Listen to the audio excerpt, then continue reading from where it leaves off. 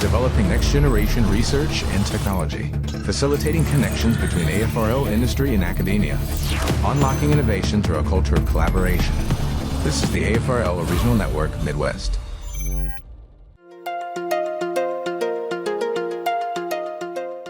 As part of our research with the AFRL Midwest Regional Network, our team has partnered with the University of Dayton and AFRL Sensors Directorate to investigate the use of an optical transceiver to generate orbital angular momentum modes for quantum communication and data transfer. The objective is to develop an efficient, low-swap design that provides high data rates while remaining compatible with practical fabrication techniques.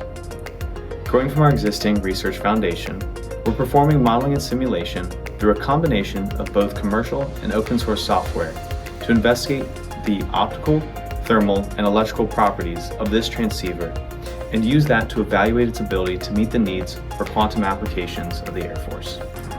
The quantum transceiver is comprised of an access waveguide and ring resonator with angular gratings that are used to develop and emit vortex beams carrying orbital angular momentum, or OAM. The waveguide is designed to control a single mode, TE polarized sourced, at a wavelength near 1550 nanometers. Light is then coupled from the waveguide to the ring resonator, where the angular gratings disrupt or perturb the propagating waves, generating OAM modes. An initial transceiver was fabricated and tested in a previous Phase 2 Air Force SBIR effort. Simulations for this design predicted a high number and quality of OAM modes.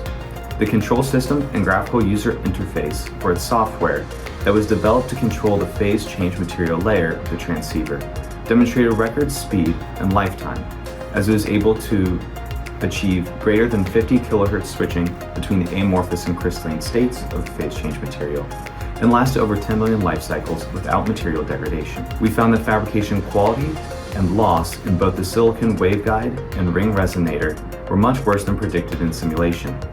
We were able to see coupling from the waveguide to the ring resonator, but were unable to generate and emit OAM beams.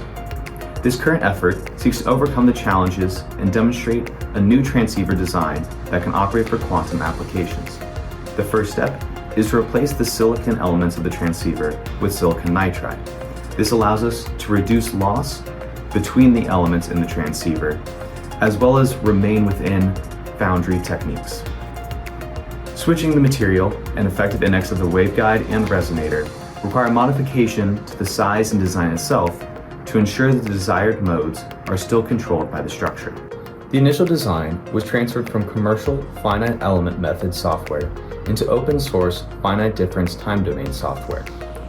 Using both of these models side by side allows us to have a direct comparison between our previous validated designs and our new designs in an open source environment.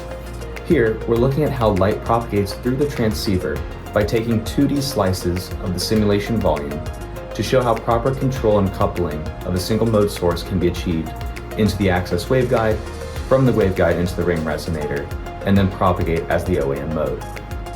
In these models, we're able to redefine our material properties and see that once we switch to silicon nitride, we're no longer able to properly control the same mode. This means that we must modify the size of the waveguide and ring resonator and perform a frequency sweep to identify the specific frequencies at which we can control the OAM modes. Other parameters, such as the phase change material and control layers, were modified alongside these changes and implemented into the design such that a full 3D sim can be completed to show how different phase change material conditions control different OAM modes. In this first stage of the project, we are separating out the different elements of the simulation, i.e. the electrical, thermal, and optical analysis, in order to focus specifically on the optical performance of our device. We can take the relationship between these three different elements, the voltage, temperature, and resultant crystallization, that we found in our previous models and have modified in our COMSOL models to properly assign the amount of amorphous versus crystalline state of the phase change material, such that our optical design can be accurate to the conditions we would expect in a practical design. When selecting our phase change material, we're trying to find a balance between a contrast and refractive index of the two phase change material states and the extinction coefficient or associated loss of that material in order to meet our specific quantum applications.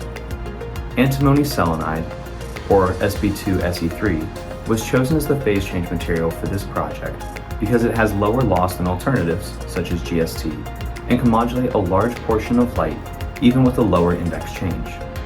A low-loss indium tin oxide, or ITO, thin film ring heater was implemented as the method by which to control the index change, as it is optically very low loss at our operational wavelength of 1550 nanometers and moderately thermally conductive.